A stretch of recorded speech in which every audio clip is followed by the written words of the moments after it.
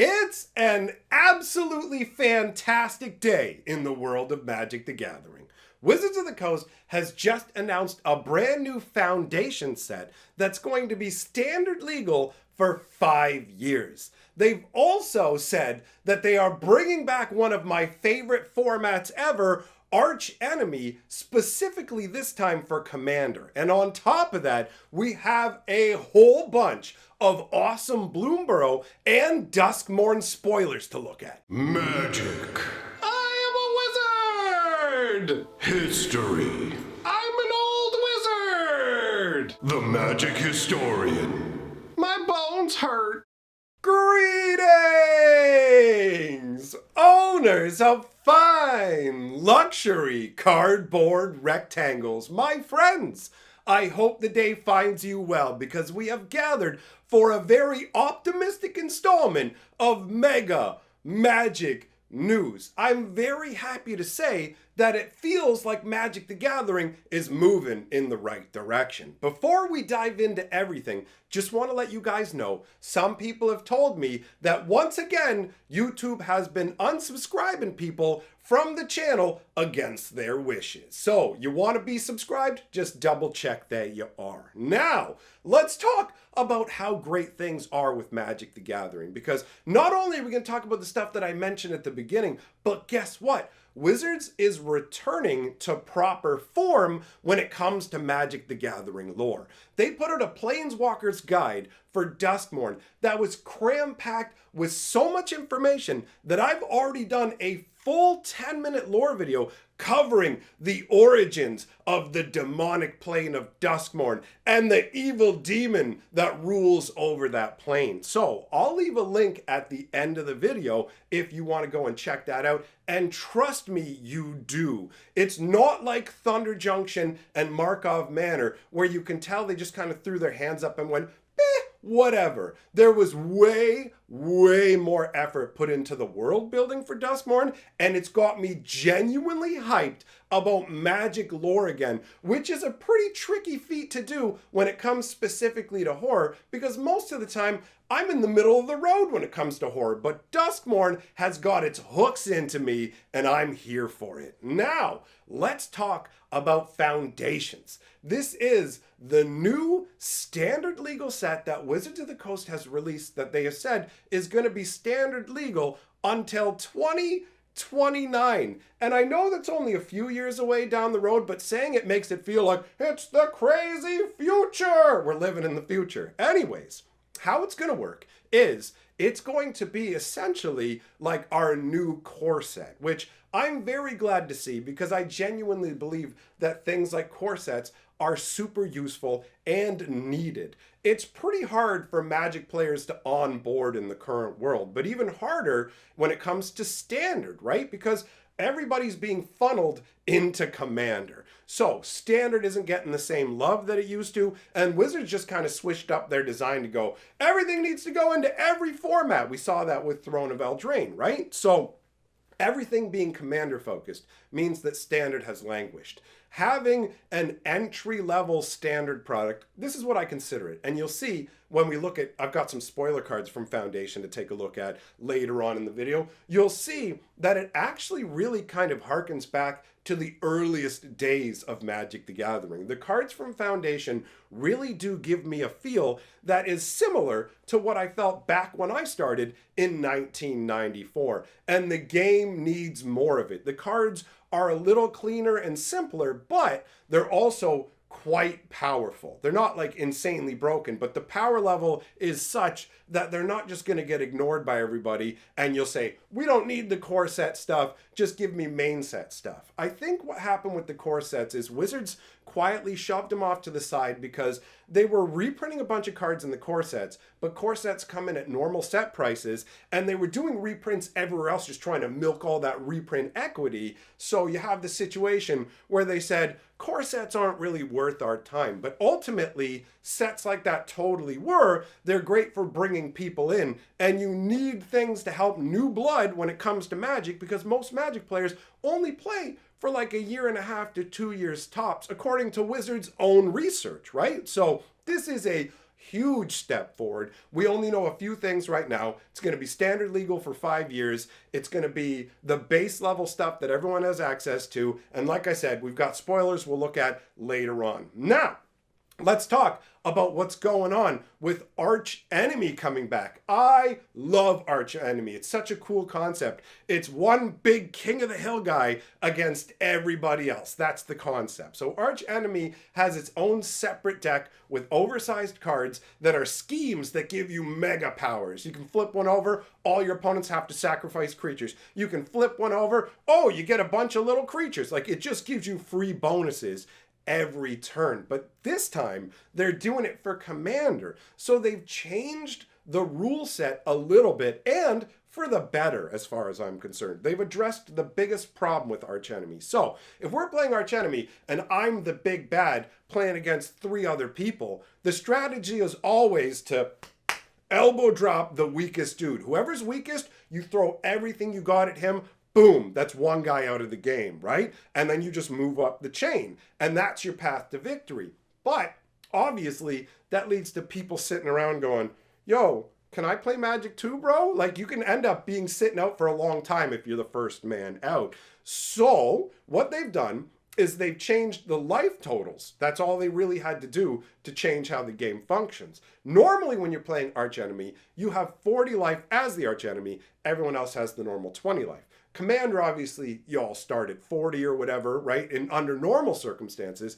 But how it works for Archenemy is the Archenemy has 60 life, and the Commander players as a whole have 60 life. So you win or lose as a group. You are not out until the last life point is gone. So you're like a big old goofy 3-headed giant going, yo buddy, let's rumble, which is a great idea. It's a really simple way to fix the biggest problem with Archenemy, and you can kind of scale it any way you want, right? Basically just figure out how many opponents the Archenemy has. Let's say you're not playing Commander. Let's say you're insane and you're going to play some 7-on-1 game, right? Basically multiply the number of players you have, 7 players, by 20 life, right? And that's the life totals for everybody. So the Archenemy has 140 life, and you have 140 life as a group. Now that might be too much, who knows? Wizards didn't actually say that part. That's me just extrapolating on it. They're just going with a standard across the board 60 and 60, and that's because Commander games are played in sets of 4, right? But as far as I'm concerned,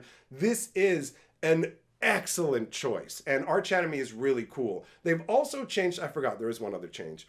Now you only need 10 schemes in your scheme deck. Before, you had to have something like 40, but they gave you a big fat deck all in one go.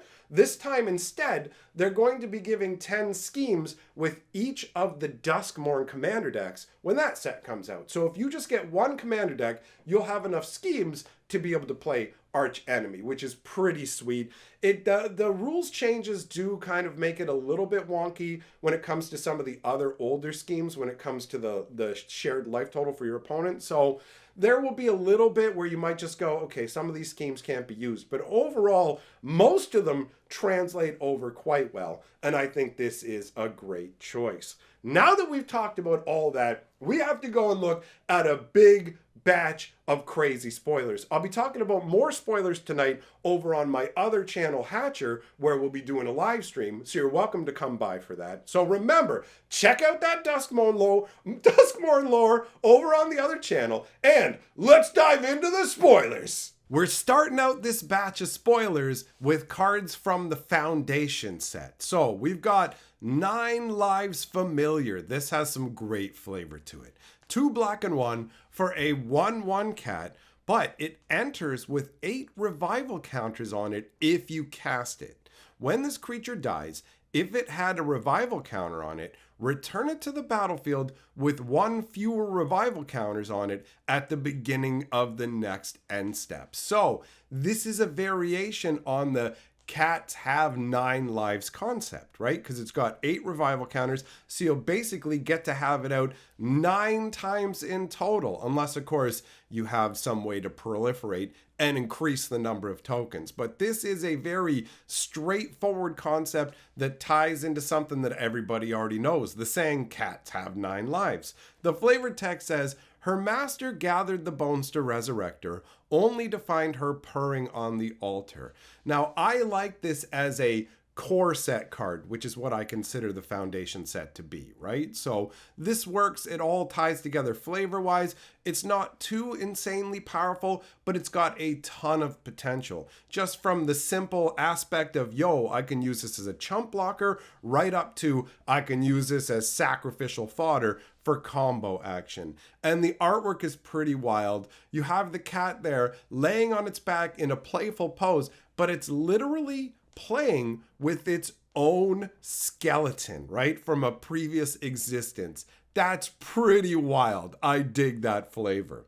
After that, we've got Anthem of Champions, another nice, clean, straightforward card. 1 green, 1 white. Creatures you control get +1/+1. We've come a long way from the earliest days of Magic, but I remember Crusade and Bad Moon as the 2 enchantments that if you're playing black or white, give all black or white creatures +1/+1 for 2 mana, and this is in a similar vein, except it's all your dudes and doesn't affect your opponent's creatures. So by the current standards of Magic, this doesn't feel overpowered, which is a testament to how much power creep we've experienced in the game.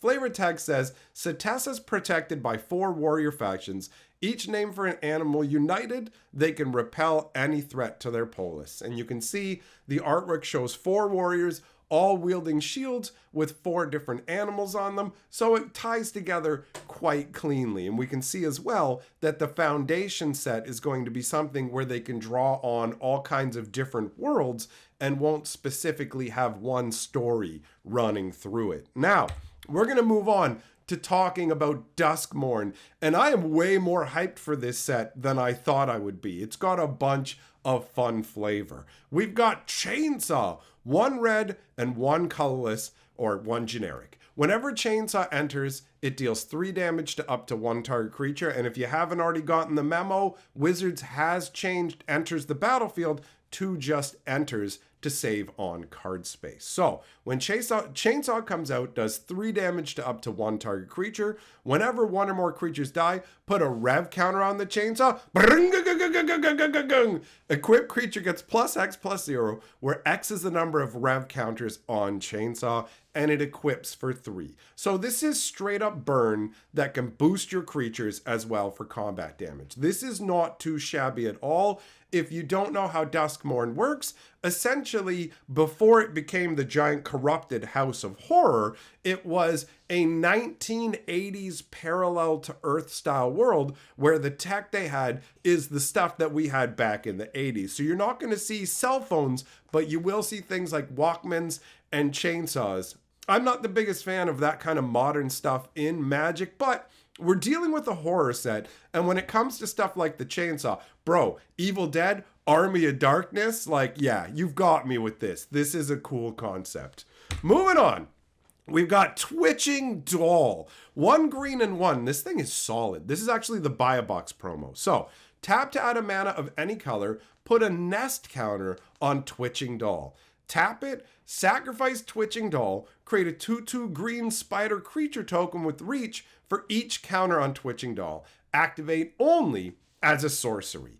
Bro, when I saw this at first, I was like, oh, it's just a little cat doll. And then when I read that ability and looked, I'm like, oh, gross, it's made out of spiders. Even the whiskers under its nose is a bigger spider. That's probably the mother spider. So, from a horror perspective, you're culling this little doll and it starts scuttling all over you. That is horrific and creepy, right? Spiders are useful to keep insects out of your home, but they're also very much horror adjacent, right? Or direct horror if you're horrified by spiders, because some people are genuinely afraid of them. But what I really like about this card is it solves one of the problems of mana dorks, and that is when you get them later, they suck. So this one's like, yo, use me to get mana at the beginning when you need to. After you've used me enough for that, go ahead and sacrifice me for a squad of spiders. Like, for real, this is really solid.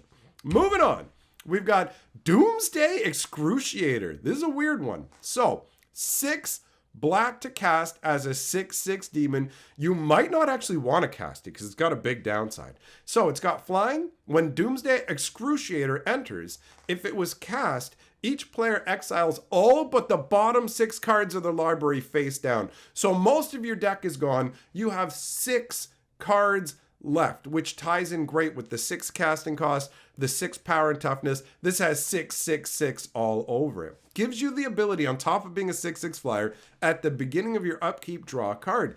I like the fact that this plays into the whole careful with the deals that you're making with demons, bro, right? Usually it leads to your ruin. You're going to get to draw extra cards, sure, but you're going to run out of cards really fast and deck yourself. Once you put it out, you've got like 3 turns before you're done. However, awesome reanimator target, right? Where you're just like, yo, I mean, if you want to exile your opponent's deck, sure, and you got other ways to mill them, but if you just want all upside, just reanimate the guy. You get around his casting cost, and he's a card drawing engine. Also, it's interesting to note that he's 6/6 because if you know the story behind Duskmourn, the mega demon Valgagoth, or Valgagoth? I'm pretty sure that's his name. I'm still getting used to it. Either way, the main demon of Duskmourn has actually gone around obliterating most demons, and the ones that are left are just a fragment of themselves. So this is a fragment of a bigger demon that was once way more powerful, who now just wants to inflict pain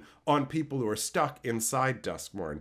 And I don't know if you noticed already, but this is literally a dude wearing sunglasses. There's an eyeball up there at the top. The sunglasses have almost been pulled down, like you can't believe what you're seeing. Normally that's done to take a nice look at a lady, like, oh, hey, I want a better look at you. But in this case, it's to take a more horrified look at a demon that's reaching out for you. So it is a bit weird to see sunglasses on Magic cards, but it is mostly ignorable if you don't want to pay attention to that and you just want to see the demon itself and look at all the energy and action that it's in the motion of lunging forwards to take you out. Pretty epic, bro. Then we've got Fear of Missing Out, otherwise known as Wizard's Marketing Strategy. Another powerful card. 1 red and 1 for a 2/3. When it enters the battlefield, discard a card, then draw a card. So if your hand's empty, you just get to straight up draw a card. It's got Delirium. Whenever it attacks for the first time each turn, if there are 4 or more card types among cards in your graveyard, untap target creature. After this phase, there's an additional combat phase. So all by itself, you would just get to swing with it twice, but you can pick your biggest, baddest creature and untap it. But if you have multiple of these, they will all trigger and give you multiple additional combat phases. So if you have vigilance creatures, you can swing in every turn with them. There is a lot of power packed into this card. I don't know exactly what kind of nightmare creature this is because there's different versions of all kinds of nightmares.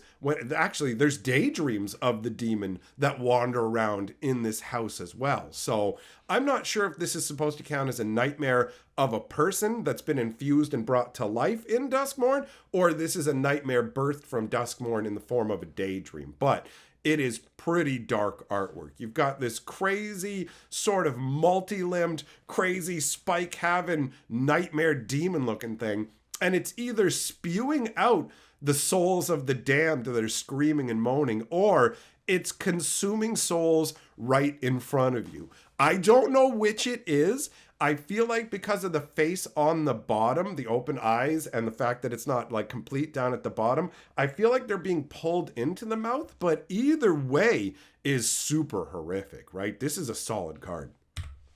Then we've got Screaming Nemesis, a card that when I read it made me go, what? Out loud, for real. 1 red and 2 for a 3/3 spirit with haste. Whenever Screaming Nemesis is dealt damage, it deals that much damage to any other target. If a player's dealt damage this way, they can't gain life for the rest of the game. This is bonkers. A 3/3 with haste that anytime it takes damage goes, bam, I'm going to smash any other target. But if you hit a player with it, they're like, yo, you can never gain life again. That's insane. Imagine the power of that spirit. Does it leave part of its essence in you as like a planeswalker? When it attacks you, it just bam drives its little spirit claws into you, but fragments of them are left within you and they literally pulsate and stop you from gaining life.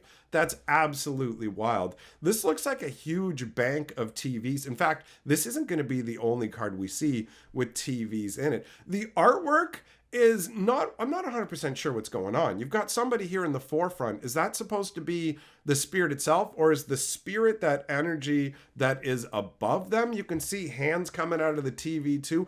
This would not be something fun to walk into and witness, but ultimately, I'm not 100% sure what's going on with the artwork, but I'm 100% sure this card is bonkers. Then we've got Cursed Recording. Like I said, not the first time we're going to see TVs, or not the only time, I should say. 2 red and 2 for an artifact that says, whenever you cast an instant or sorcery spell, put a time counter on Cursed Recording. Then, if there are 7 or more time counters on it, remove those counters and it deals 20 damage to you. So, game over if you're playing one-on-one, right? If you're playing Commander, it's half your life total. So it's less dangerous in Commander. It's also less powerful in Commander because you got more opponents to destroy. So what else does it do? Tap it. Whenever you next cast an instant or sorcery spell this turn, copy that spell. You may choose new targets for the copy. Now, it's interesting to note the first ability doesn't care about the second ability. So it's not like if you don't tap it to activate the ability to copy spells, it's not keeping track of the number of spells you cast. You're putting a time counter on this regardless of whether you copy the spell or not. So once you cast this, you've got a doomsday clock on yourself of 7 instants or sorceries that are then going to go boom, take 20. Now, if you destroy your opponent with the last of those instants of sorceries and this trigger goes on the stack, you'll still be fine. But ultimately, this is playing with fire. This is a cool concept of making a Faustian bargain, essentially, right? And if I'm not mistaken, this is meant to tie into the Ring concept. You know that movie, The Ring, where basically what happens, I haven't seen the movie, but I know enough of it to know you watch the tape, you get a phone call, and then in 7 days, you're going to die, right? So this has a similar kind of 7 concept, and then you're done. I like the artwork for it. Specifically, it is weird to have televisions in Magic, but I'm putting that aside for Duskmourn and its horror vibe because it fits. And the idea of televisions being inhabited by spirits is pretty crazy. It's something that's been used a lot because it works really well. And on an additional note, I really enjoy the fact that the demon spirit that's being shown here is shown across multiple devices, right? It looks like you actually might have no, these are all monitors. Never mind. So you have a bank of monitors, but you've got different parts of it. So it's making it into one cohesive whole. And the idea that this spirit can influence technology like that is pretty horrifying. Then we've got the Wandering Rescuer. I wonder who this is. Is this the Wanderer? Sure looks like it. 2 white and 3 for a 3/4 human samurai noble with flash. So she's got Convoke. Your creatures can help cast this spell, so you can tap your creatures to reduce your casting cost. She's got Double Strike, and other tapped creatures you control have hexproof. So you can just put this out as a big beefer, or you can literally play it in response to somebody targeting one of your tapped creatures. Oh, I attack with my guy. Oh, I'll cast this kill spell on it. Oh, surprise! The Wandering Rescuer showed up and goes, oh, I'm going to give him a hug and protect him. Not too shabby, right? This is a pretty powerful card. The fact that it's Double Strike is what makes it feel like crazy wild to me. 3/4 Double Strike, so it can swing in for 6. That's nuts, man. That is nuts. And the artwork's pretty dope, too. You can see her with her double blades. Whoa, bam! She's just cut some crazy horror in half. There are a lot of different variations of horror going on in Duskmourn. So again, I encourage you to check out the Duskmourn lore video that I put out today. Moving on. We are going to move into Bloomburrow now with the Salvation Swan, which is a new take on an ability we've seen before. 1 white and 3 for a 3/3 flyer with flash. This guy's about protecting your creatures as well. Whenever Salvation Swan or another bird you control enters, exile up to 1 target creature you control without flying, return it to the battlefield under its owner's control with a flying counter on it at the beginning of the next end step. So we've seen things in the past like Restoration Angel, which literally just exiles a creature and brings it back. So you can evade problems with the creature or theoretically just have it ready for blocking. But this takes it a step further, where not only is it just this creature coming into play that triggers the ability, but any other bird triggers it as well. On top of that, it gives the creatures flying when they come back, so it actually makes the creatures better than when you originally had them. However, it does limit them from being protected against. Salvation can only be granted once. And I just love that it's a crazy goose, man. He's just coming in. What up, a mother goose? Let's get loose, son. And in the forefront, you can see different weaponry of the diminutive folk. You've got something that looks like a little carrot sword, and I love it. I love it. The vibe of Bloomburrow is absolutely fantastic. In fact, it's so good that normally I don't really talk too much about commons when they're doing spoilers, but the flavor on these cards are so good, we gotta look at some of this stuff. So, we've got Early Winter. 1 black and 4 instant, choose one, exile target creature, or target opponent exiles an enchantment they control. This is a very interesting take on black removal because it's far less dark than normal. Bloomburrow has that light, airy feel to it, a la the original Lorwyn, where everything was sunny and funny, right? So, like fun times, not humorous, although the goblins were funny. So, normally this would be like Death of Doom and having your, like, we pull your spine out your butthole, right? But instead, you've got just winter showed up early and this little mouse ain't gonna make it, right? You can see him trying to press forward. You've got the frost. It's already up in his little eyebrows. It's on his garments. The winter is going to claim him. And I love his little staff with a glow bug as the lantern. Bad news for that little bug. He ain't gonna make it either. So the flavor text says, the climate changed and the world suffered.